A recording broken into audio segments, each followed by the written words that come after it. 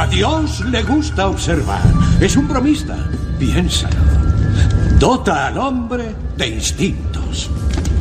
Os da esta extraordinaria virtud. ¿Y qué hace luego? Los utiliza para pasárselo en grande, para reírse de vosotros al ver cómo quebrantáis las reglas. Él dispone las reglas y el tablero, y es un auténtico tramposo. Mira, pero no toques. Y mientras os lleva como marionetas de un lado a otro, ¿qué hace él? Se descojona, se parte el culo de risa. Es un payaso. Es un sádico. ¡Es el peor casero del mundo! ¿Y adoráis eso? ¡Nunca! Soy un humanista. Puede que el último humanista. ¿Quién en su sano juicio, Kevin, podría atreverse a negar que el siglo XX ha sido mío por completo?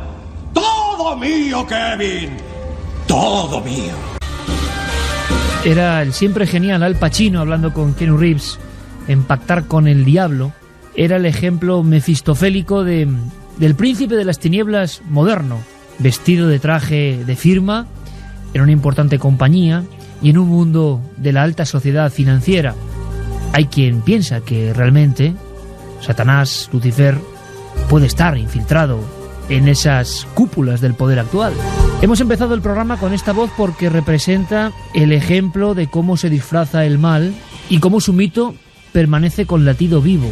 Quizá fue Dante el primero que describió perfectamente un viaje al infierno. Para muchos tiene algo más que ficción o poema. Para algunos eran visiones que concentraban los miedos de toda una generación o muchas generaciones entrelazadas. Ese viaje al purgatorio, al infierno, al paraíso también. Pero las descripciones de un mundo desolado, un mundo de tinieblas, con una especie de lagunas, con sufrimiento, con dolor, donde los más perseguidos, los que más sufrían eran los traidores y donde se pagaba segundo a segundo, en un reloj eterno, el mal que uno había hecho. ¿A qué viene todo esto? ¿Por qué empezamos la mesa de redacción así? Evidentemente muchos ya lo estaréis intuyendo. Tengo aquí un recorte que suena así, de periódico de papel. La noticia más visitada de la semana en El País ha sido la que tiene que ver con las declaraciones de Benedicto XVI. Recordaréis muchos que en 1999 Juan Pablo II, quizá como ha hecho siempre la Iglesia, adecuándose a la mentalidad imperante, al conocimiento que la humanidad tiene en esa etapa concreta, decía que el infierno, claro, es difícil mantener que el infierno es un lugar como el cielo, ¿no? Físico, real, un lugar donde se va. Y quizá sea más fácil, más comprensible, puede que más falso, quién sabe, pensar en una dimensión paralela, en un estado del alma. Juan Pablo II hablaba de eso, de más bien un estado, una conciencia del mal, en vez de un sitio físico, un enclave. De alguna forma el escándalo teológico ha saltado porque 8 años después el sucesor al mando de la Iglesia Católica, Benedicto XVI, acaba de afirmar, quizá uniéndose a lo que muchos pueblos antiguos siempre han pensado, que el infierno es un lugar. ¿Pero qué lugar y dónde? ¿Qué pensáis vosotros del infierno? ¿Existe el infierno realmente? ¿Habrá un sitio? Nos parece difícil de creer, ¿verdad? ¿Por qué entonces el Papa, en este momento preciso, ha dicho eso? Vamos a escucharle, vamos a conectar con Italia. Y está nuestro compañero Joan Solés con las declaraciones y la voz del Papa. Vamos a debatir esta noche. Quiero vuestra opinión sobre el infierno, porque esta noche os planteo, con todos los amigos, con todo el equipo, pasear por el infierno. Por un infierno de documentos, por un infierno de lugares, por un infierno de crónicas antiguas. Vamos a conocer diferentes infiernos que han sido y que quizás sean en los diferentes hombres y mujeres que han poblado la tierra. Por cierto, hacía unos cálculos y, siendo muy preciso, el de esta noche exactamente es el programa 616. Para muchos, el auténtico número de la bestia. Y lo que nos pone Noel Calero, que tampoco es casualidad, es una película que tiene un 6, el sexto día. También, por supuesto, nuestro compañero Carlos Largo y todo el equipo de la mesa de redacción al completo, prácticamente. Por algunos compañeros siempre están viajando, buscando el misterio. Carmen, un tema del que tú tanto sabes, del que has escrito mucho, y sorprendente lo que dice Benedicto XVI, ahora de repente así como destiempo, quizá, quién sabe, o quizá yo me estoy equivocando, pero como sé que hoy mucha gente va a participar y tenemos expertos importantes para saber qué ha pasado y por qué ahora se dice esto, qué implica esto, abrimos las líneas de contacto. Buenas madrugadas, Iker. Pues sí, un tema muy interesante, aunque parece que desde las filas de la Iglesia ya están dando un poco marcha atrás. ¿Ah, sí? Donde Diego, ¿existe el infierno como un lugar físico, tal y como afirmaban todos los rotativos esta semana, o es algo, un icono, a lo que la Iglesia llama infierno, que es un sitio que verdaderamente no existe, como muchos dentro, incluso de la Iglesia, el Papa Juan Pablo II, por ejemplo, se planteaban? Y luego este misterio, ¿por qué el Papa anterior dice una cosa y ahora nos dicen todo lo contrario? Vamos a Italia y luego además hay muchas cosas en la agenda, ¿eh? Nos han dado 2 premios que tenemos que contarlo y tenemos que agradecerlo, tanto a Cuarto Milenio como a Milenio 3, aunque el mayor premio, siempre lo decimos, es, pues por ejemplo, la que se está montando en Teruel para la semana que viene. Luego damos todos los datos, que vayamos a un sitio y que pase lo que pase. Ese es el premio absolutamente de oro, el que nadie puede modificar ni transformar. Y muchas gracias. Y hoy hay una cosa muy importante con las 7 maravillas del misterio, ¿eh? Hoy hacemos una cosa muy importante. Lo dejamos en 10. Hoy lo dejamos en 10. Y os cuento cómo están los votos. Y además hemos ampliado la posibilidad de una serie de premios que ahora vamos a contar. Pero antes, ¿cómo no? ¿Qué ha pasado? ¿Qué ha pasado en el Vaticano? Joan Solés. El infierno existe y no está vacío. Palabra de Benedicto XVI. A preguntas de uno de los 300 párrocos italianos que ha participado en el tradicional encuentro con el Papa al inicio de la Cuaresma sobre la conveniencia de recuperar los términos pecado, infierno y vida tras la muerte, el pontífice ha respondido que la salvación no es gratuita, al contrario, serán muchos los que deberán purificarse. Con palabras firmes y claras, Ratzinger ha insistido en que el infierno existe y no está vacío. Quien no se esfuerza para alcanzar el paraíso, ha afirmado, tampoco trabaja para el bien de los hombres sobre la tierra. Y como ejemplo, el Papa ha afirmado que el nazismo y el comunismo querían cambiar el mundo y, sin embargo, lo han destruido. En su mensaje, el pontífice ha recordado que la Cuaresma es tiempo de ayuno y ha pedido, incluso a los medios de comunicación, tiempo de ayuno también de palabra e imágenes, porque necesitamos un poco de silencio sin el bombardeo permanente de imágenes. Tiempo de silencio añadido sin imágenes para reabrir el corazón a la imagen y a la palabra verdaderas. El Papa contestó las preguntas de los sacerdotes durante hora y media. Las preguntas son tantas, les dijo al final, que necesitaríamos un semestre de teología.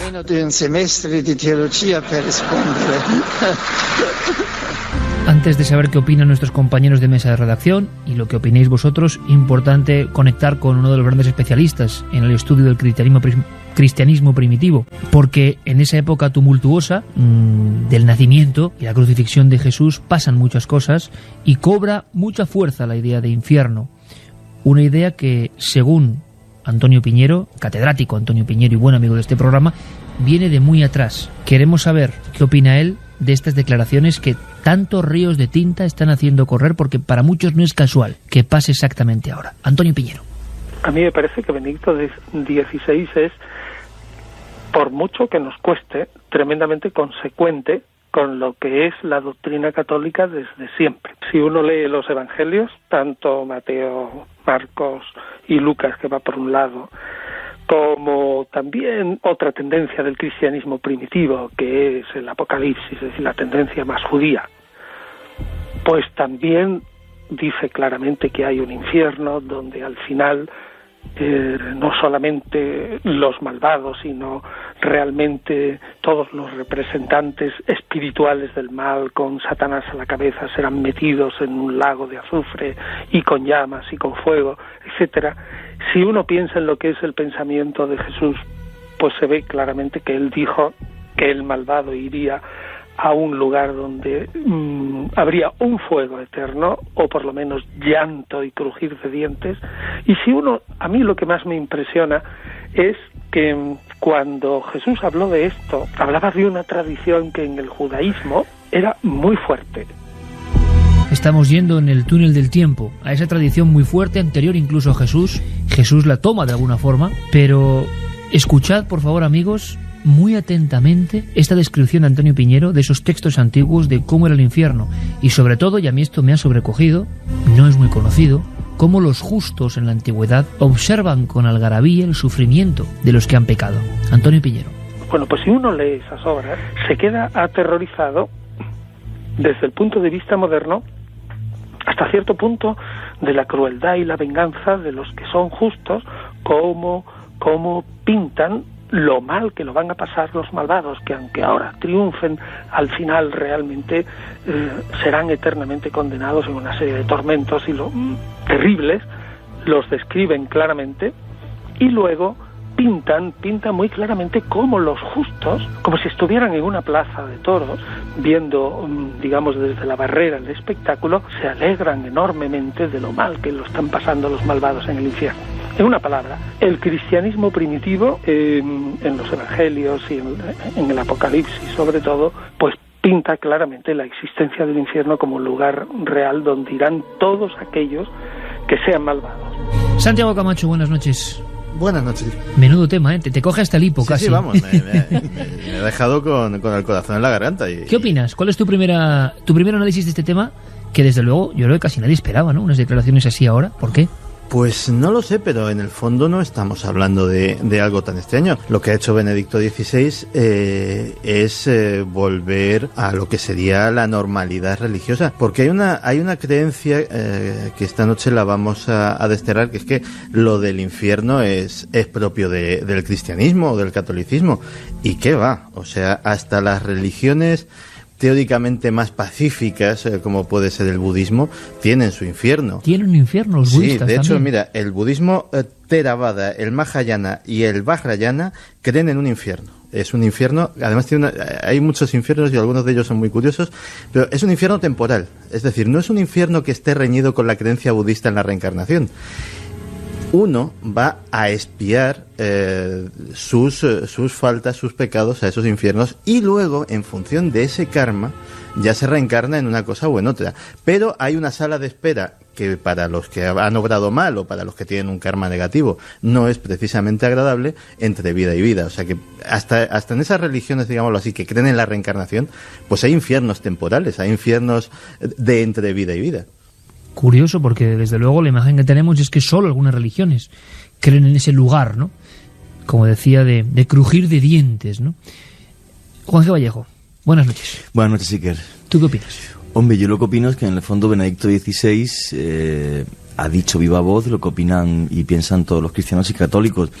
Y no solo eso, sino que cada ser humano... ¿Tú crees que todos los católicos y cristianos piensan en un lugar físico? En el fondo diría que sí, pero una cosa, fíjate lo duro que es el decir, yo voy a ser buena persona, voy a intentar ayudar al prójimo. Y conozco gente que son lo peor, déspotas, asesinos, criminales. Esa gente no va a tener un castigo físico ad aeternam, como diría la Iglesia. Es tan terrible el que no haya infierno como el que lo haya. Yo casi que prefiero que haya infierno. Lo que pasa es que luego hablaremos de otros infiernos de otras culturas que son mucho más terribles incluso que el cristiano. Pero claro, a cualquier ser humano normal piensa, y yo creo que no solamente le interesa, sino es parte fundamental de tu existencia el que el infierno exista para aquellos que han sido malvados y malos, lo paguen para toda la eternidad. Bueno, el argumento de estas declaraciones de Benedicto XVI nos van a permitir, como siempre ocurre en este programa, ampliar conocimientos, ¿no? Y saber algo más. Porque habría una gran pregunta, que es ¿por qué todas las culturas, todas las religiones, todas las civilizaciones, a pesar de las enormes diferencias de doctrina que las separan, han creído en ese lugar de dolor, ¿no? En ese lugar donde moran espíritus más o menos oscuros y donde realmente se sufre hasta la eternidad? ¿Por qué esa idea, ese arquetipo se mantiene por igual? ¿O no es por igual exactamente? Por cierto, bueno, había muchos místicos, Carmen, que tenían unas visiones del infierno absolutamente terroríficas, que iban mucho más allá de la experiencia de la lectura, ¿no? de los textos sagrados. Pero me comentabas que ya había, a nivel de noticia, miembros de la Iglesia quizá, ¿qué ha pasado? Estas declaraciones han caído como una bomba en algunos sectores, ¿no? Pues sí, mira, por ejemplo, un teólogo jesuita, Carlos Novoa, que es profesor titular de la Universidad Javeriana, ya dice que Benedicto XVI en ningún momento ha dicho que el infierno sea un lugar físico. Eso es lo que dicen ahora desde otras filas de la Iglesia. Dice que al afirmar que el infierno sí existe, lo hace para que aquellas personas que aún necesitan de la imaginación para ajustar sus comportamientos, pues vislumbren un lugar físico, pero que en realidad no ha querido decir que sea un lugar donde los pecadores van después de morir a pagar sus penas. Además, el mismo sacerdote dice que el infierno no es un caldero lleno de personas consumidas por el fuego, que esa es la forma iconográfica que quieren dar a entender para verlo, para las personas que no se lo imaginan, pues un castigo físico como podría ser el que se daba en la Edad Media y en las pinturas, en muchos de los retablos, desde sobre todo la Edad Media, donde se ven cómo los pecadores tienen que justificar sus pecados. Se ve el peso de las almas, como unos demonios están pesando las almas y según si ha sido bueno o ha sido malo, pues estos van hacia el cielo o hacia el infierno. En esos cuadros, en esos dibujos, siempre hay demonios que tiran hacia abajo de esa balanza para llevarse a los infieles, a las personas que han pecado con ellos. Oye, luego hablamos, si os parece. Carmen hace poco ha hecho un trabajo sobre el infierno y el demonio, la figura del demonio en el arte, que en España se ha hecho poco. Y luego me cuentas cuáles son las imágenes que más te han impresionado, cómo los pintores, como contadores de la conciencia colectiva, es que han expresado. Claro, pero algunas estoy seguro que te vienen a la mente enseguida. Empezamos el viaje por la antigüedad, si os parece. Deberíamos ir a una de las primeras culturas que se asientan en las riberas, ¿no?, de ríos fértiles, de todos conocidos, y generan las primeras grandes urbes, y las primeras culturas y las primeras tablillas. Y ahí, con nombres absolutamente sonoros, cuentan, ¿no?, las primeras comunidades realmente viviendo en cierta armonía, que nunca fue tal. Surgen las primeras ideas del infierno, del Averno. Tendríamos que irnos, por ejemplo, a hablar de los antiguos sumerios, Juanje. Los antiguos sumerios, los asirios, posiblemente uno de los primeros textos que describe el infierno sea el poema de Gilgamesh, donde ya se comenta cómo este dios asirio cae, y ya se habla de que el infierno es una cosa de bajar. ¿Por qué? Profunda. Porque, efectivamente, porque ya antes a que el hombre escriba, el infierno en todas las culturas antiguas, en casi todas ellas, estaba identificado como la oscuridad eterna. No se habla de castigo, simplemente de oscuridad. Es el mayor castigo. Imagínate, lo que más terror le da al hombre es la oscuridad. Imagínate una oscuridad eterna, en silencio, y en esa eternidad, además, completamente solo y desligado de tus seres queridos. Hablamos de hace 5.000 años. No, mucho más atrás. Mucho más atrás. El infierno que se describe en el poema de Gilgamesh es un infierno prácticamente de muertos en vida, de zombies, donde Gilgamesh cuenta que para que esos seres terribles no la agredan ni la ataquen, él tiene que utilizar ropas viejas para que piensen que es uno de ellos. O sea, describe un mundo terrible. Lo que sí sucede entre los antiguos sumerios y asirios, que no sucede en otras culturas, es que hay un texto donde de repente se sitúa el infierno como algo real en la tierra. Eso sí que es algo increíble y sorprendente. Luego, si quieres, te cuento otras culturas, los antiguos egipcios, lo que tú quieras. Pero hay un texto que se llama la Numa Elish, que está en Londres, en un museo, cuya traducción habla de que hace más de 10.000 años, supuestamente, en la Tierra, pues de repente bajaron los Anunnaki, los que bajaron del cielo a la Tierra.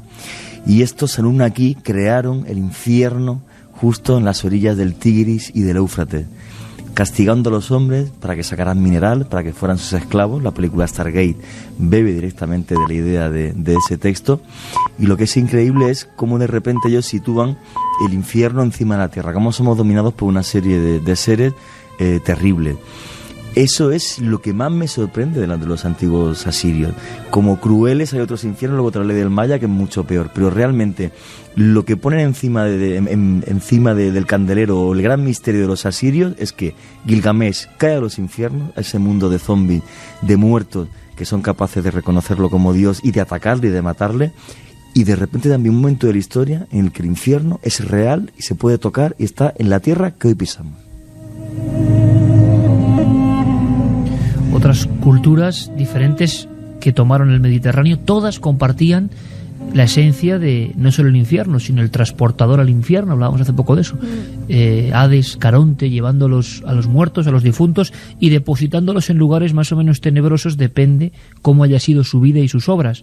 Los cartagineses, con algunos de los infiernos más terroríficos que existen, con adoración al dios Baal, unos mundos donde la violencia que era habitual en la tierra, en las batallas, en las conquistas, se mantenía in aeternam. Nos sorprende que otras culturas orientales, de las que sabemos muy mucho menos, evidentemente, también repitan este patrón, Santi. Hablando de otras culturas. Sí, por ejemplo, de hecho, fíjate que yo creo que los infiernos son buena parte reflejo también de las diversas culturas y de las condiciones y de la forma de afrontar la vida de esas culturas. El infierno chino, por ejemplo, el Diyu, es muy curioso. El Diyu es curiosísimo porque hablabas de Caronte, al que había que pagar con unas monedas. Pues los chinos tienen algo de esto. En los funerales chinos, dependiendo de las regiones, porque estamos hablando no tanto de una creencia budista o de una creencia taoísta, sino de algo que está muy imbricado en la cultura china. Es decir, estamos hablando de cosas que han pervivido desde mucho antes que estas religiones se hayan establecido. Pues se quema dinero.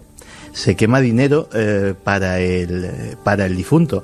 Dependiendo de las regiones, dinero real o dinero infernal, dinero que una especie de billetes o de cheques que se hacen para el momento. ¿Y ese dinero para qué es? Ese dinero es para sobornar a los guardianes del infierno, para que el difunto pueda hacerse sus escapaditas, pueda tener algunas comodidades y algunos lujos, en definitiva, para utilizarlo como sobornos.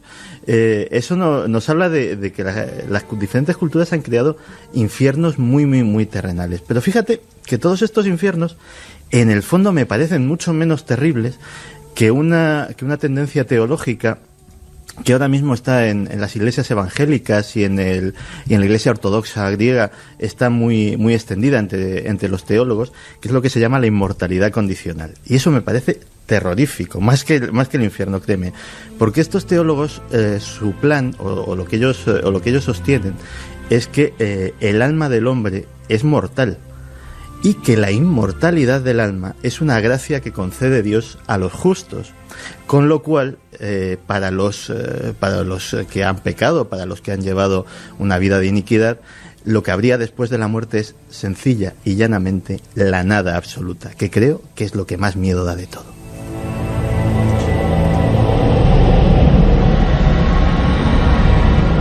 Una y 33, mesa de redacción, y como siempre es importante que participéis y que modifiquéis la propia dinámica de esta mesa, las noticias, los comentarios con los vuestros, que son los que interesan. Pero antes de eso, si os parece, nos damos una pequeña vuelta, un paseo, como si fuésemos exploradores de otro tiempo, por uno de los infiernos más terroríficos. Todo lo que tiene que ver con el mundo de los mayas está teñido, ¿no?, de esa crudeza extrema. No hace falta más que ver algunos grabados o dibujos de los dioses infernales, y a uno, si tiene el alma un poco sensible, se le va a poner el pelo de punta, porque parece que siguen hablando desde su burbuja de tiempo, que siguen teniendo un extraño poder desde las piedras. Ningún infierno tan viscosamente sangriento como el de esta cultura, Juanje. Efectivamente, comentaba antes, Santi, que hay varios tipos de infierno. Uno de ellos, pues el que tú has descrito, es el mismo que tenían los antiguos egipcios. O sea, si tu corazón pesaba más que la pluma de Maat, y se ve en el juicio de los muertos, hay un demonio con cabeza de cocodrilo que te come y simplemente te condenan a una soledad y oscuridad eterna. O sea, a no tener una otra vida. Ese era el infierno de los egipcios, por ejemplo. Pero yo no he visto nada tan cruel, con amplia diferencia, como el infierno de los mayas. Son 9 infiernos. 9 infiernos, como los 9 círculos de la Divina Comedia de Dante. Efectivamente, 9 infiernos en los que reina Apuch. Apuch es el dios de la guerra, que con su gran hacha de jade en la mano le rompe la cabeza a cualquiera que ose ni siquiera mirarle a los ojos. Pero en esos 9 infiernos sí que hay toda una serie de demonios que simplemente hablar de ellos o mencionarlos pues hace que se me ponga el vello de punta. Por ejemplo, está Alpú, que dicen que es el que labra las materias, pues es un demonio que empieza a inyectarte sustancias ponzoñosas para que tu cuerpo se vaya haciendo amarillento, para que te vayas pudriendo poco a poco. Pero tienes otro dios que es Atalcotop, que se dedica a hincarte agujas y colgarte boca abajo hasta que te desangres por las orejas y los ojos. Tienes otro demonio, por ejemplo, que es Chamiabak, que se encarga de dejarte sin comer y martirizar tu cuerpo hasta que tu esqueleto seas tú mismo. O sea, la crueldad de los mayas en cuestión del infierno no tiene parangón con ninguna otra historia que se haya escrito en el mundo. La pregunta es por qué, ¿no? Su vida, la violencia también, ¿no? Vamos a ver, la cuestión de los mayas ya no solamente es infierno tan cruel. ¿Por qué se va al infierno los mayas? Es que en cada cultura se va al infierno por una cosa distinta. Claro. Eso es muy importante. Este infierno era el infierno de los cobardes. Los mayas no soportaban ni permitían la cobardía. Entonces cualquiera que fuese un cobarde y no soportase ir a la guerra y el dolor, tendría que enfrentarse a Apuch y a sus demonios, que era lo más terrible que podía imaginar el ser humano. El cristianismo y otras culturas nos enseñan otras cosas, que hay que ser bueno, tal. Ellos son como los vikingos, hay que morir con la espada en la mano, como dijo Odín.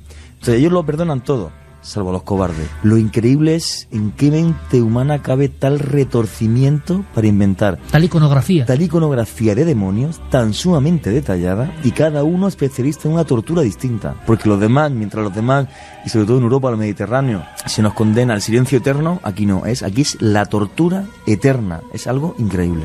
Recientemente hablaba de alguno de los paseos por el Museo Arqueológico. Hay en el mundo íbero también hay un infierno, evidentemente, y es nuestro propio infierno, cuando vivíamos antes de la llegada de los romanos, y era terrible, con quimeras o bestias, mezcla de león, mezcla de todo lo que aparece en las figuras. Si vais al Museo Arqueológico, prestar mucha atención a una torre que, como es muy grande y está en la entrada, apenas nadie ve sus grabados, y esto, Juan G, te va a gustar. Es un monumento aparecido en 1970. Lo increíble de este país, de nuestro país, es que ha habido hallazgos de Ama de Baza en el 71, es decir, hace nada, hace 30 años.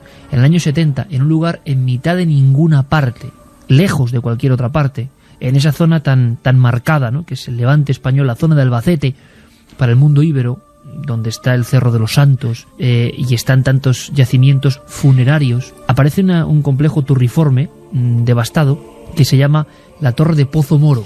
Bueno, pues os invito a que veáis los extraños grabados que todavía están sin traducir de alguna forma. Es lo más parecido a Cerro Sechín que te puedes imaginar. Y un banquete donde los demonios con forma de dragón o de cocodrilo, en un monumento instalado en Albacete, atención, hace unos 4000 años, están comiéndose a personas y a niños que están troceados. Las vísceras saltan y caen de los cuencos. Luego, una especie de figura, un dios sobre el que hay estudios muy interesantes de arqueólogos, como con 4 penachos. Algunos creen que es el dios Sid.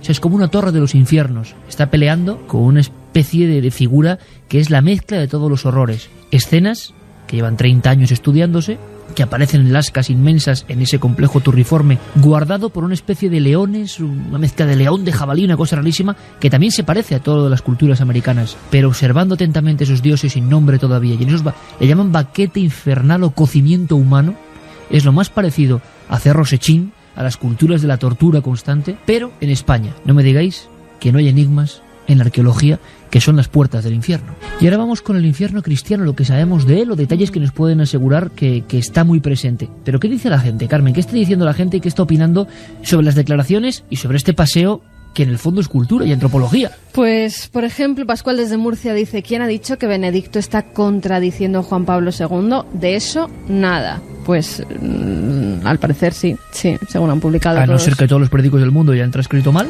Ya estamos en el infierno, sin duda, este mundo lo es. Hay mucha gente que manda estos mensajes. Las palabras de Al Pacino eran tremendos, ¿eh? ¿Quién duda que el siglo XX ha sido mío? Es tremenda esa frase, ¿eh? Soy José de Madrid. La idea de que el infierno es un estado del alma es anterior a los años 50. Paquito nos dice que el infierno está en la mala conciencia personal. Juan Carlos desde Valencia: he leído que el infierno es este mundo en el que nos hallamos ahora mismo. Con el infierno la Iglesia intenta fomentar los miedos y tabús con los que justificar su propia doctrina.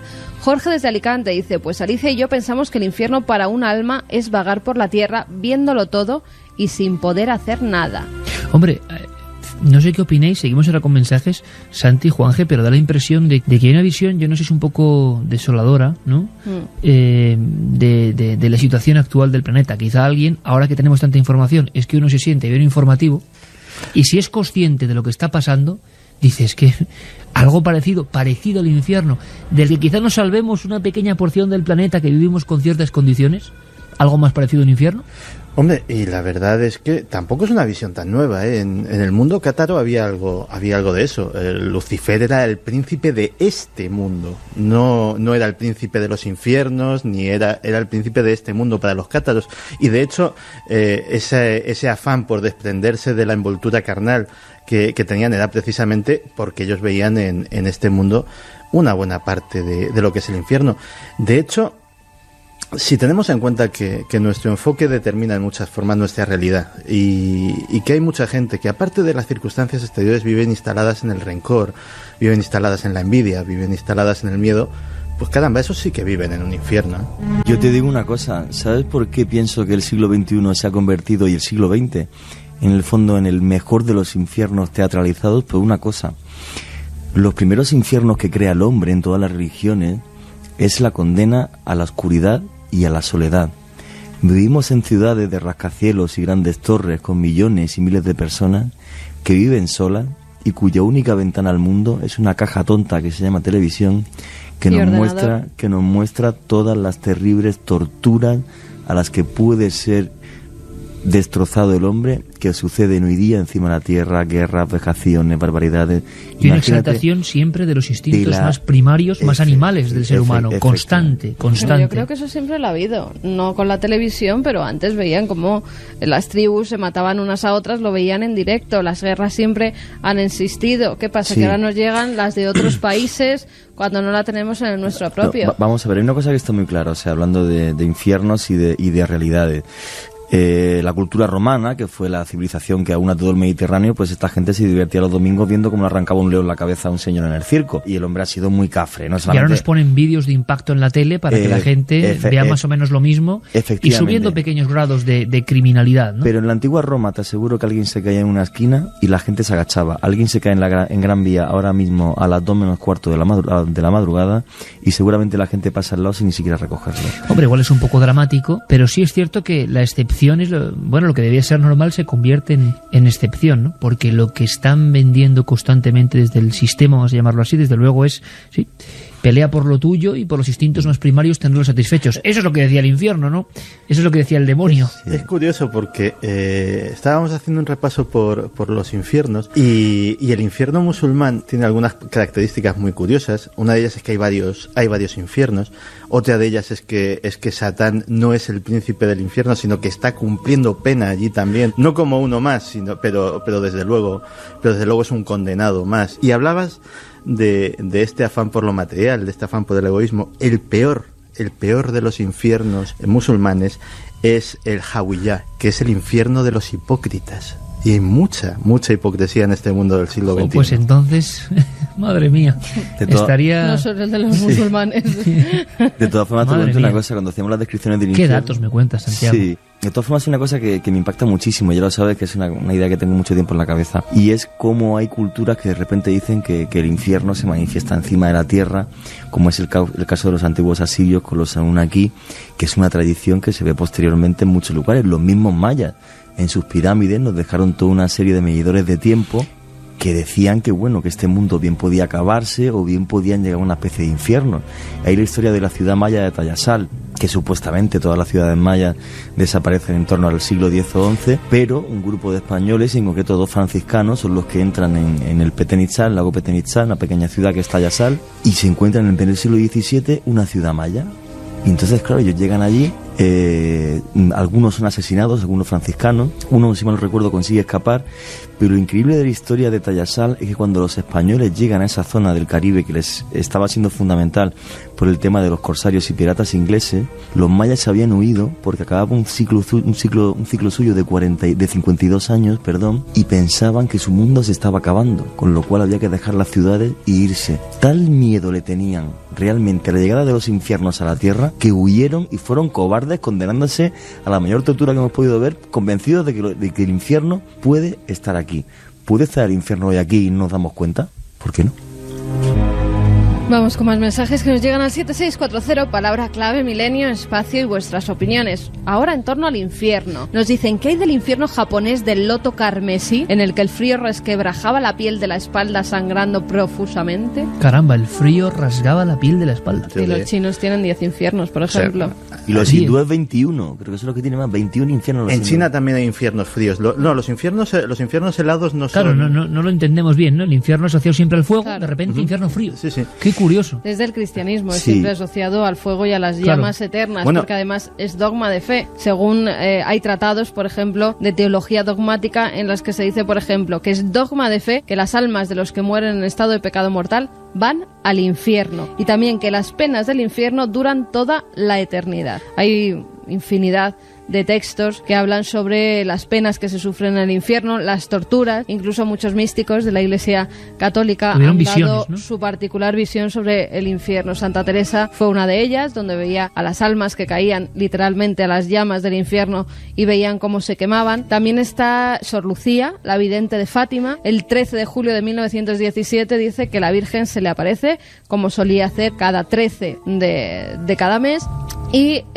dice que tiene que contemplar las almas de los pecadores dónde van. Lo que le muestra es, además dice que mira hacia el suelo, o sea, lo que decía antes Juanje de un hoyo, le dice que mire hacia el suelo. Y si quieres te digo, oren mucho, porque muchas almas se van al infierno. Eso es lo que dice Sor Lucía después de esa visión. Los niños vieron un agujero en el suelo. Ese agujero, decía Lucía, es como un mar de fuego en el que se veían almas con formas humanas, hombres y mujeres consumiéndose en el fuego, gritando y llorando desconsoladamente. Los demonios tenían un aspecto horrible, como de animales desconocidos. No es la única visión del infierno. Eso es Fátima. Eso es Fátima. Hay una santa del siglo XX, Santa Faustina Kowalska, una monja polaca, que también tiene una visión del infierno.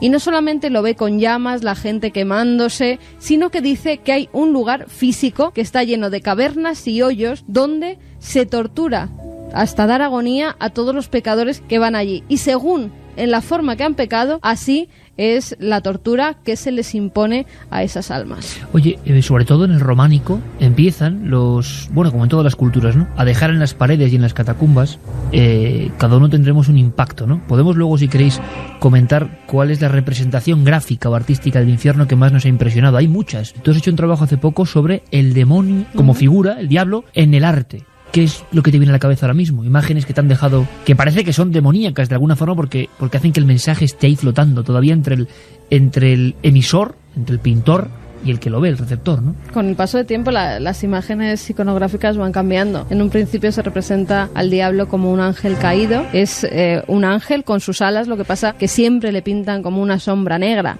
o por lo menos con las alas de color negro.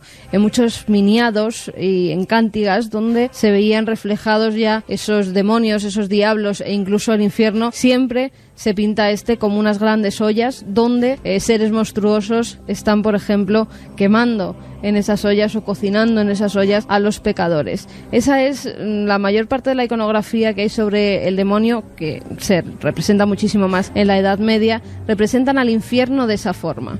Las almas de los pecadores, muchas veces desmembrados, ya algunos de ellos, los demonios incluso arrancándoles partes de su cuerpo y metiendo a los pecadores en grandes ollas, mientras algunos demonios azuzan las llamas del fuego, las llamas del infierno, para que se cuezan con sus propios pecados. Muchas veces el demonio, como principal general de todo ese mundo de tinieblas, tenía una cara extra, llamaban cara extra, lo que es la cara en mitad del estómago, ¿no? Sí, lo representaban.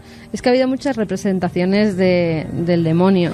Algunos lo representaban como con formas animalescas, otros en cambio era la imaginación del propio pintor la que causaba el efecto, y muchos decían que esa cara extra era para que las almas las devoraba desde su vientre ese demonio. Iban directamente al infierno. También, fíjate, hay algunos dibujos de Etiopía donde se representa al demonio y al infierno como varios seres que vuelan negros, no se les da una forma muy definida, que atan por el cuello a los pecadores y poco a poco se los van llevando por los aires hasta el infierno. Hay todo tipo de representaciones. También tenemos las gárgolas, esas representaciones que tenemos en muchas iglesias y que además querían decir algo. Dentro de la iglesia te defenderás del demonio, eso era para advertir, y el que está ahí fuera se ha quedado así y no puede entrar en la iglesia hasta que cumpla todos sus pecados y pague por ellos. Segunda recomendación, quien vaya al Escorial que visite la sala evidentemente del Bosco. Hay un cuadro donde veréis que hay un extraño enjambre como de sombras, ya que contabas eso, va cayendo sobre la tierra y si uno se fija son una especie de abejas, o yo diría más bien tábanos o insectos un poco desagradables, que el cuerpo es dividido en dos y son hombres. Son hombres, son sombras, con cola y con grandes alas de insecto, de estas alas translúcidas, finas, y que van bajando como en un gran avispero a devorar el mundo, ¿no? Yo creo que son representaciones que nos dejan impresionados. Juanje, la tuya. Sí, yo te iba a decir una cosa hablando de esto, es que lo que me sorprende es la crueldad del cristianismo. En el fondo, por ejemplo, los hindúes tienen 21 tipos de infiernos, pero hay que pensar que tienen infiernos tan diferenciados, porque como decía antes Santi, la ley del karma, o sea, en una religión oriental no se puede condenar a alguien ad eternam, o sea, que paga su pecado y luego otra vez vuelve a reencarnarse. De todas formas, la visión del cristianismo es terrible, porque las culturas mediterráneas en sí veían el infierno como un eterno silencio, oscuridad, bajada a las profundidades, y recuerdo... Silencio no, porque la mayoría de las alaridos, ¿no? Sí, son gritos de dolor, claro, alaridos. pero digo en el cristianismo, que es cristianismo. Yo digo antes, se condenaba a la oscuridad y el silencio, claro, a no tener otra vida, mientras que el cristianismo da un paso de crueldad tremendo. Y es que me estaba acordando un día que entrevisté a un fotógrafo del diario El Caso, y me dijo: Juanje, la cosa más horrible que me ha tocado fotografiar es a alguien agonizando por haberse quemado. Y yo dije, Dios mío, y eso es el infierno. Santi, tu representación, ya que hablamos de lugares físicos, lo que más cerca tenemos es el arte, la representación. ¿Qué más te ha impactado? Hay un cuadro, es un fresco realmente de un pintor renacentista, Luca Signorelli, que tiene uno de los infiernos más aterradores que he visto, porque es muy físico. Simplemente no hay llamas visibles, pero sí hay demonios. Tampoco son unos demonios aterradores, pero esos demonios no solamente torturan a los condenados, que tienen unos rostros de desesperación impresionantes, sino que los obligan a torturarse entre ellos. Hay en algunos rincones gente que se echa las manos a la cara, que llora desconsoladamente, rostros de personas desencajadas que ya han trascendido su condición de seres humanos y son meras bestias aullantes. Yo creo que esa despersonalización es lo que más miedo puede dar del infierno. Y es que decía antes que esta inmortalidad condicional sí que podía asustar mucho, pero había un precedente, y he hecho mal en no mencionarlo, que es el Seol de los judíos, que realmente no es un infierno en el que se sufre, es una especie de cajón desastre donde van las almas a pasar la eternidad sin pena ni gloria, sin dolor, sin llanto, sin gozo, sin esperanza, sin nada. Y solamente Dios podía sacar del Seol a aquellos a los que consideraba que podía salvar. Yo creo que una eternidad de indiferencia es mucho peor que una eternidad de dolor. En fin, estamos aprendiendo muchas cosas. Luego vamos a seguir con un montón de mensajes, con un montón de noticias, con algunos reportajes que tienen que ver con personas que se creen poseídas por el demonio. Iremos a Argentina. Pero ya que no le está poniendo estas músicas, permitidme, para cerrar el giro de las representaciones artísticas, que hagamos un guiño al Bosco, porque hace poco descubrí, tiene muchos infiernos célebres, ¿verdad? Ese infierno del Jardín de las Delicias. Pero en estos 2 minutos y medio que quedan, he recordado una vieja historia que me gustaría contaros, porque a veces el infierno tiene formas en los artistas que se adaptan a la leyenda mucho más cercana. En la Ribera de Navarra se cuenta la historia de ese pastor o ese caballero que vaga por los riscos y que escucha el cántico o lo que parece el llanto de un niño. Es muy de madrugada, estamos hablando del siglo XIX, no hay luz en los caminos, y entonces ese hombre, a pesar de ese temor que podemos sentir al escuchar el llanto de un niño, que puede ser algo descontextualizado y extraño en mitad de la noche, para el caballo y ve un niño blanco, un niño muy pequeño, un bebé. En un principio parece que está amortajado, pero cuando se acerca ve que sonríe. Lo coge y lo pone detrás, anima al caballo y vuelve al pueblo. El niño va tranquilamente, apaciblemente. Piensa ese hombre en dejarlo evidentemente en el primer convento, en la iglesia, alguien se hará cargo de él. La leyenda o la realidad nos cuenta, como una iconografía puramente demoníaca, que hay un momento, llegado a una especie de puerto en que el caballo no puede seguir, se frena, está asustado, sigue el hombre azuzándole y el caballo se ha quedado clavado en un punto del camino. Cuando se gira hacia atrás se da cuenta de que el niño sigue riendo, mostrando 2 dientes, riendo como una persona adulta. Mira hacia abajo y ve que las piernas del niño se han ido alargando, se han ido deformando con los pequeños piececitos y están estrangulando la tripa del caballo. Esa es la visión. En 1500, el año 1500, el Bosco, con su imaginación, quiso presentar a los demonios llegando a la tierra, y se le ocurrió hacerlo así. Hay una tabla muy deteriorada que se guarda en Venecia, muy poco conocida, que aparece un hombre que ha sido quizá el siguiente episodio de esta leyenda navarra, tirado del caballo. Ese niño demoníaco, con los 2 dedos señalando al cielo, se ha apoderado del caballo y sus 2 largas piernas grises bajan por la tripa del caballo, acaban en 2 garras, sin punta, romas. Sonríe y el Bosco puso debajo: el día que los demonios dominan la tierra. 2 y 8 minutos. Juan G. Vallejo, ¿qué dices? ¿Qué votaciones? Claro, hombre, hay que repasar la maravilla del misterio y votar por las pirámides, por supuesto. Bueno, pues hay No varias... hace más que votar por la Sábana Hay Santa, varias... o sea, Vamos que a tú cambiar un poco repite. por unos minutos el tercio, porque luego Carlos Largo nos cuenta la historia de una muchacha en Argentina que también tiene lo suyo. Así que en este impasse yo he aprendido mucho, escuchándoos sobre los infiernos en diferentes culturas. Tenemos un montón de mensajes. 7640, palabra clave milenio. Vamos a ver, 15 finalistas en estos momentos, lista de Carlos Largo. Por supuesto que uno de sus ganadores tendrá, además de ese libro, el regalo del plató firmado por todo el equipo de Cuarto Milenio, que estamos pensando qué puede ser. Un Bueno, mapa, mira, un 5 de documento. Milenio y 5 de la Sábana Santa si es que gana. Perdón. Pero por favor. Y 5 libros míos de Egipto firmados por Juan G. Vallejo, Esto- que también publicó Bueno, libros. eso ya son cosas vuestras. El de Egipto y la Sábana Santa, esto parece Estados Unidos. Obama contra Hillary. Vamos a ver, Santiago, yo que sé que eres el más serio de todo el equipo con diferencia, Vaya por Dios. te dejo a ti Vamos, vas a hacer tú el sorteo.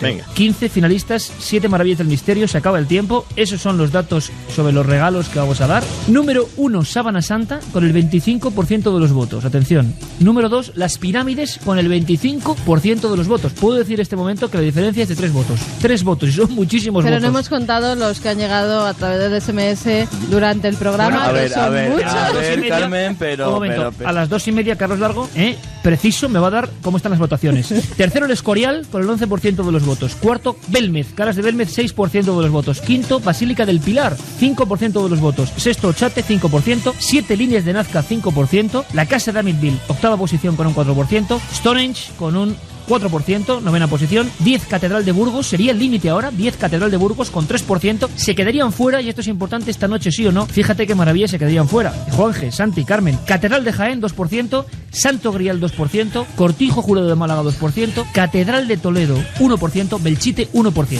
Lo digo rapidísimo: Sábana Santa, Pirámides, Escorial 3, 4 Caras de Belmez 5, El Pilar 6, Ochate 7, Nazca 8, Amityville 9, Stonehenge 10, Catedral de Burgos 11, ahí estaría la fase, la ruptura, 11 Catedral de Jaén, 12 Santo Grial, 13 Cortijo Jurado, 14 Catedral de Toledo, 15 Belchite, y entre ellos pocos votos de diferencia. Es muy curioso, se han llevado la gran mayoría de los cientos, miles de votos que hemos tenido. Así que esa es la noticia, y luego los que queréis hacer campaña, ahí ya. Pero cuidado, nuestro compañero Carlos ha conseguido documentos de hospital, declaraciones de personas de la policía. O sea que es un caso ya con enjundia. Y miedo en la vecindad. ¿Qué está ocurriendo? Tenemos que conocerlo. Y después vamos con vuestras opiniones.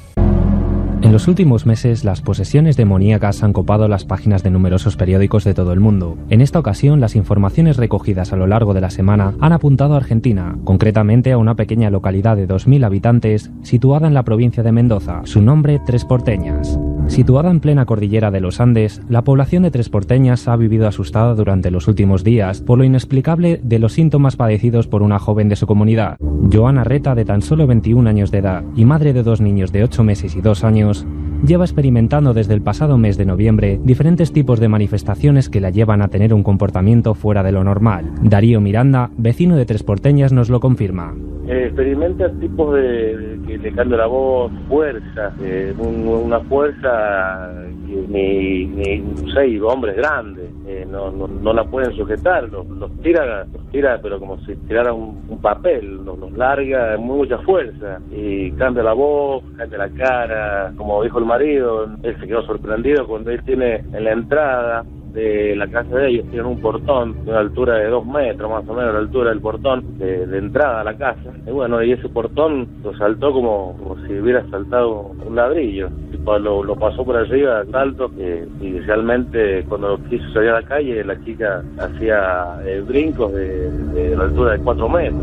La joven argentina siempre padece los mismos síntomas durante aproximadamente 2 horas al día. A pesar de todo ello, por el momento, Joana no ha manifestado ningún tipo de conducta agresiva con su familia ni con sus vecinos de Tres Porteñas. José Manuel Cano, subcomisario del Departamento de San Martín en Mendoza, nos lo contaba de esta manera. Eso es lo que hice yo contar en el expediente, que no es ni peligrosa ni para sí ni para tercero, tiene 2 chicos, jamás los ha dañado ni los ha llevado con ella, porque ella, en realidad lo que ha pasado fue que, por lo que yo sé y por lo que comenta el marido, ha leído mucho la Biblia y algún otro tipo de lectura.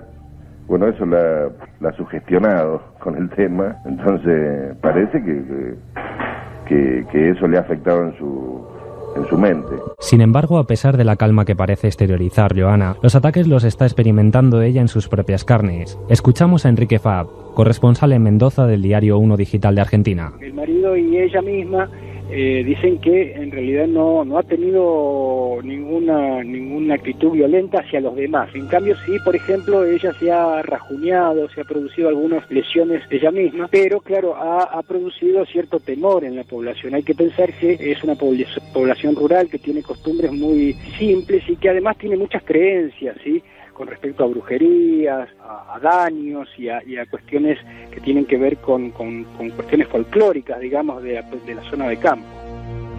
La joven ha sido atendida en varias ocasiones por los médicos y enfermeros del Centro de Salud de Tres Porteñas, pero las investigaciones no parecen arrojar resultados esclarecedores. Con respecto a la atención profesional que ha recibido esta joven es muy escasa. Dentro de este pueblo hay un centro de salud, se llama aquí, donde hay un médico y un grupo de enfermeros que atienden los casos de la población rural. Ha sido atendida en ese centro de salud una sola vez y el médico que estaba en ese momento le recetó solamente un tranquilizante y un antivomitivo. Y luego la derivó hacia un hospital de mayor complejidad. Pero la familia nunca la llevó a ese hospital. Fuera del trance, Joana es una joven alegre, bella y agradable, pero los síntomas que padece desde hace más de 2 meses la obligan a adoptar incómodas posturas físicas. Es una joven muy tímida, que tiene escasa facilidad de palabra, pero es una mujer agradable, que tiene tal vez, al menos cuando nosotros la entrevistamos, tenía algunas posturas físicas poco normales, digamos, tenía las manos totalmente hechas un puño, pero además los dedos totalmente cruzados entre sí y parecía como, por decirlo de alguna forma, contracturada y trabada en esa posición. Pero en el resto del trato parecía una joven totalmente normal y que, digamos, podía armar ideas y reflexionar normalmente, ¿no? La opinión pública de Argentina se encuentra actualmente dividida ante el caso de Joana Reta. Son numerosos los vecinos que ya reúnen firmas para que la joven de Tres Porteñas salga del pueblo junto a su marido y sus 2 hijos. Sin embargo, también han sido innumerables las muestras de cariño que otros habitantes de la población les han demostrado recaudando dinero para la familia. Una vez más, el caso sigue abierto. ¿Quieres ser comentarista de Milenio 3? SMS al 7640. Milenio, espacio, lo que nos quieras contar. Sabemos que siempre hay alguien al otro lado. Hace no mucho tiempo hablábamos de esa joven de agosto aparecida en lo alto de una montaña, después de haber leído la Biblia y haber remarcado algunos pasajes. Un caso como este abierto y lleno de brumas. Las interpretaciones, bueno, lo que está claro es que la Biblia a veces parece ser un cóctel explosivo en ciertas mentes, o depende cómo se lea. Quizá esto es lo que podemos extraer de este reportaje, de esta información, que tiene muchos elementos curiosos, ¿eh? La gente, los vecinos queriendo que se marchen, ella con las posiciones que nos recordaba la película El exorcismo de Emily Rose, esa agilidad que nos parece, hombre, se habrán exagerado, imagino, en la agilidad de esta mujer. ¿Qué opináis de lo que habéis escuchado, amigos? Hombre, a mí me parece que se dan casos, digamos, síntomas de lo que podría conocerse como una posesión, como es eso que se conoce como sansonismo.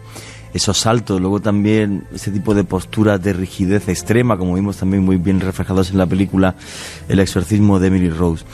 Pero yo creo que por encima de esto, que además aquí, y Carmen lo sabe mucho mejor que nosotros, la Iglesia, para ver si un caso realmente tiene que haber un exorcismo o no, pide otro tipo de pruebas, por ejemplo la xenoglosia, que hable alguien en lenguas que no conoce, que en este caso parece que no hay. Lo terrible es que siempre aquí hablamos muchas veces, por ejemplo, de los peligros de la Ouija, de ese juego que se patentó en 1870 y que es un juego que ha hecho que alguna gente incluso hasta muera, y que la gente, respetando la religión de todo el mundo, pero que no se obsesionen en exceso con nada, porque yo pienso que es negativo para su salud. Sí, pero además es curioso porque mientras estábamos oyendo el trabajo de Carlos sobre este tema, estaba repasando el artículo sobre el tema de las posesiones de la Enciclopedia Católica. Y es curioso porque la obsesión diabólica, la obsesión con la figura del diablo, con determinados pasajes incluso bíblicos, es remarcado en el artículo de la Enciclopedia Católica sobre este tema, es como una influencia del diablo desde fuera, al igual que la influencia del diablo en la posesión es desde dentro. O sea, ser sugestionados en exceso, casi dominados por la iconografía que aparece en la Biblia. Exactamente. Es decir, incluso... Pero no solamente en la Biblia. Estamos poniendo la Biblia como si fuera que cada uno que lee la Biblia empieza a sufrir esta serie de conmociones. Y eso no pasa. Efectivamente.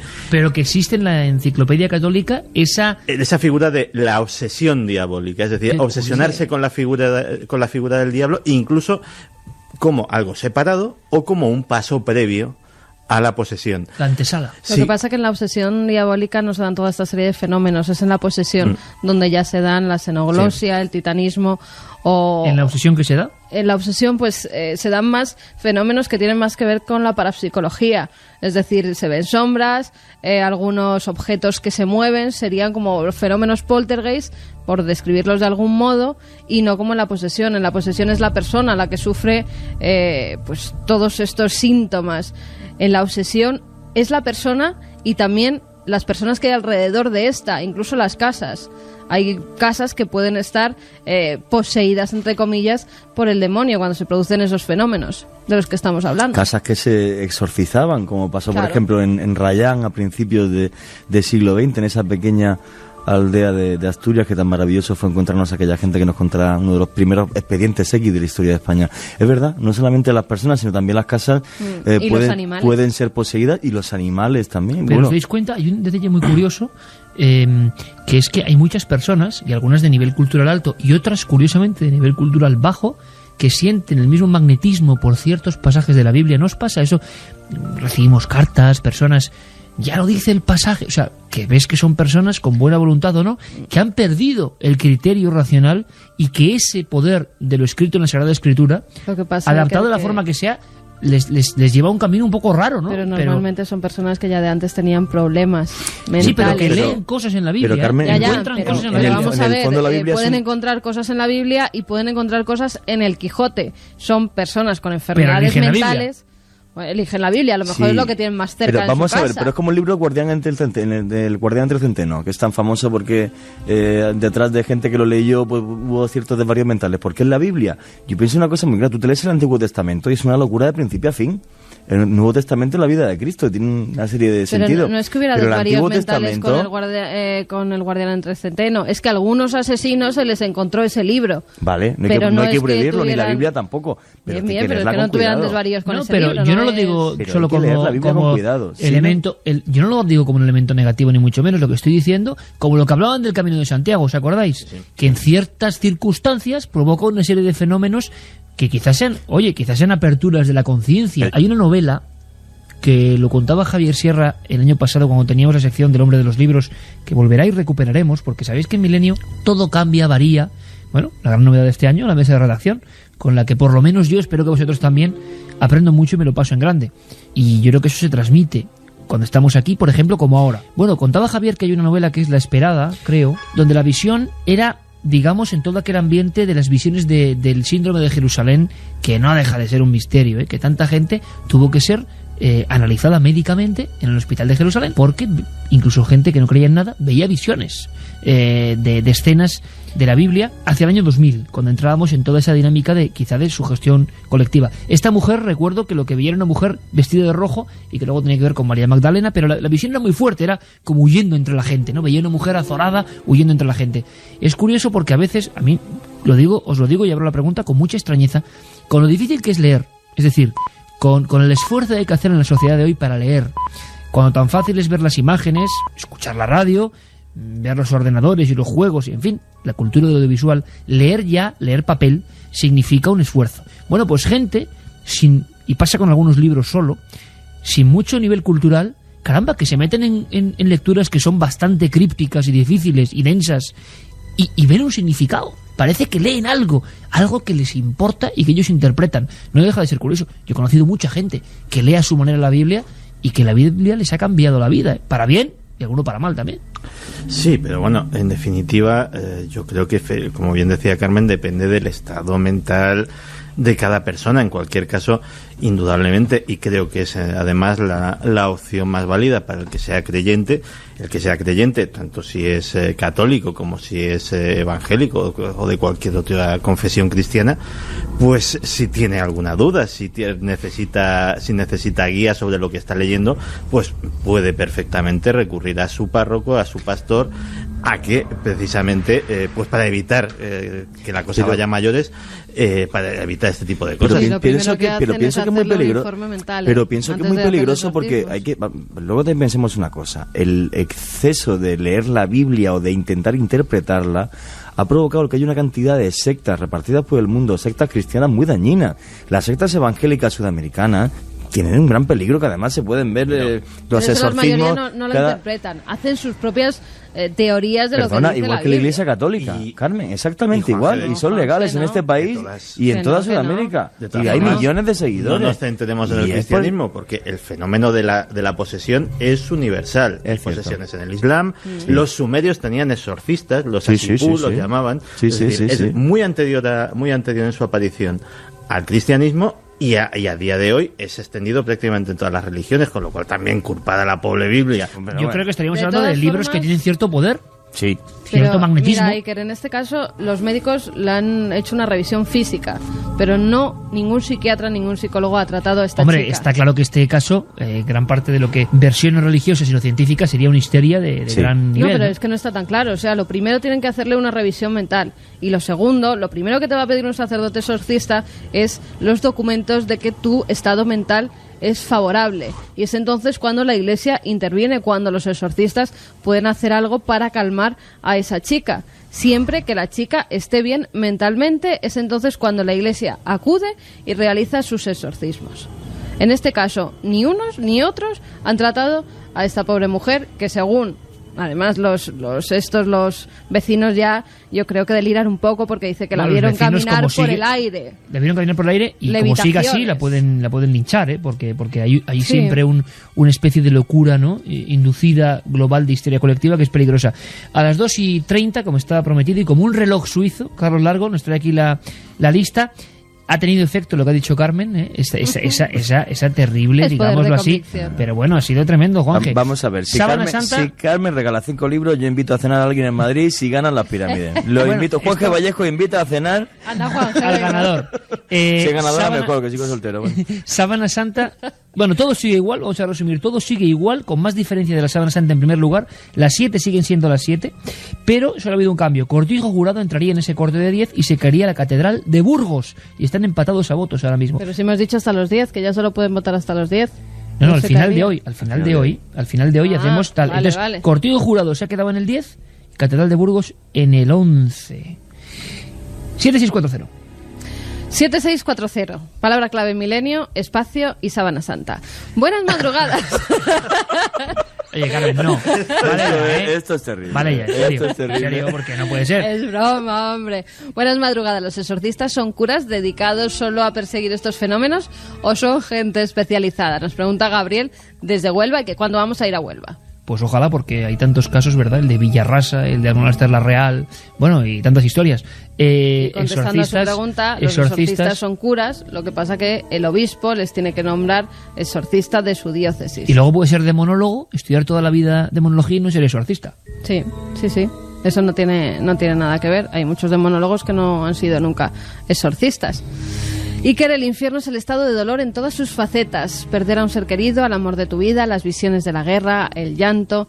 Tal vez si conociéramos el secreto de las pirámides entenderíamos mejor el de la Sábana Santa. Sois muy grandes, gracias por el programa, nos dice Borja desde Barcelona. Gracias por estar ahí, Borja. ¿Por qué últimamente están pasando todos estos casos que estáis informando en Sudamérica y toda esa zona? Se pregunta Penella desde Valencia. Esto sí que es curioso, porque llevamos un añito hablando de... Había otro caso en Uganda... que no hay mucha más información. Porque allí se dan a conocer, aquí no. Interesante también. Aquí se tapan. Muy interesante, ¿no? ¿Qué pensáis? Sí, yo creo que... Bueno, hay vergüenza social. Aquí vergüenza social... perdona que te he cortado. No, sí, estábamos viendo tuyo, pues tú mismo, venga.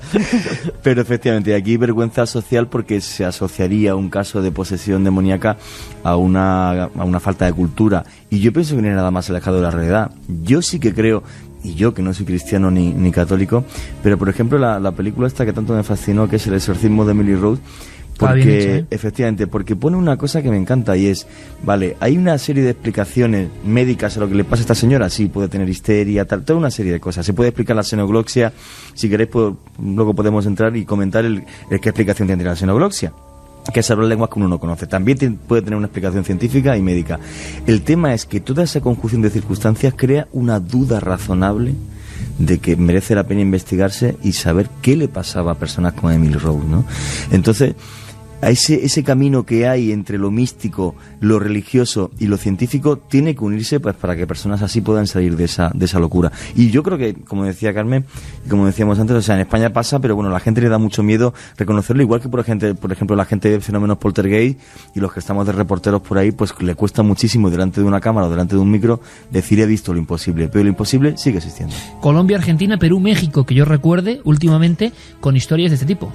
Sí, además es curioso. Ahora mencionaba Juanje y no quiero dejarlo pasar la película El exorcismo de Emily Rose, y la verdad es que yo deseo que a esta chica esté sometida a la observación por parte de médicos, por parte de personal, para que no le pase lo que le pasó a la joven Annalise Mitchell, que es la que está en su vida está basada esta película, que en 1976 falleció. Y que las imágenes que en su día pusimos en Cuarto Milenio yo creo que superan a la película. Sí, falleció en el transcurso de un exorcismo, con tremenda polémica, con juicio en los tribunales incluido y tal.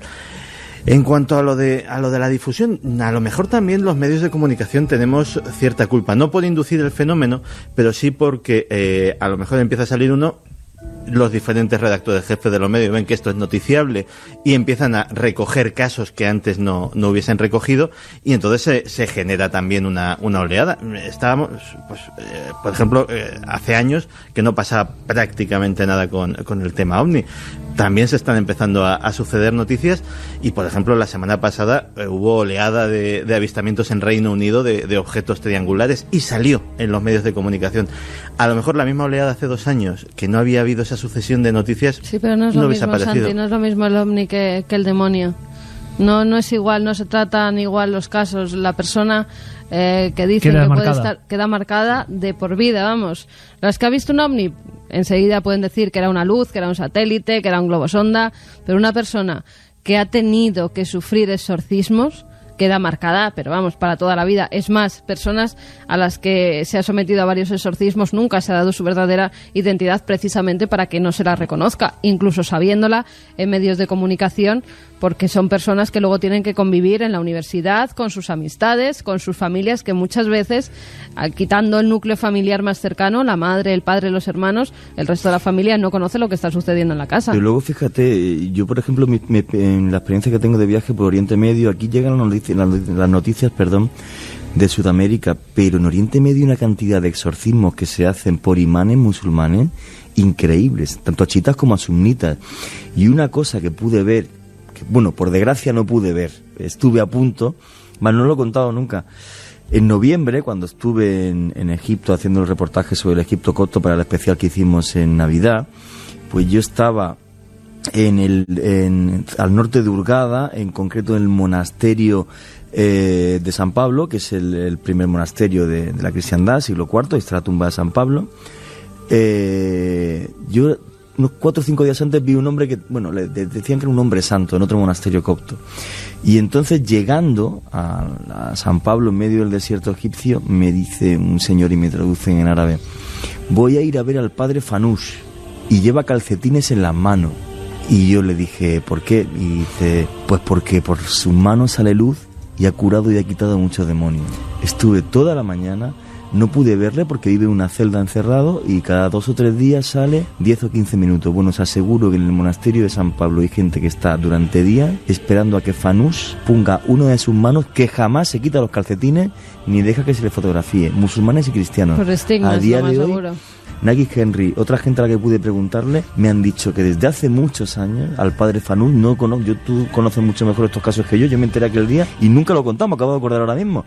Le sale luz por las manos, no estigma. Es que esa descripción, por ejemplo, se decía del Padre Pío, que también llevaba siempre unos guantes para tapar esos estigmas, y que también a toda la gente que se acercaba hasta Pietrelcina, hasta el monasterio donde él estaba, pues... Sí, vaya imagen, Juan. Lo increíble de allí eran los musulmanes haciendo cola no, estaban sentados, hay unos jardines con unos olivos, que además para ellos son milagrosos porque algunos tienen como forma de cruz, y la gente esperando para un hombre que tiene más de 80 años y luz que en las vive manos, encerrado en una celda, a día de hoy en Egipto, a día de hoy en San Pablo, al norte de Hurghada, en medio del desierto, cuyas manos dan luz, que nunca ha sido fotografiado y que cientos de personas lo esperan día a día hoy en medio del desierto.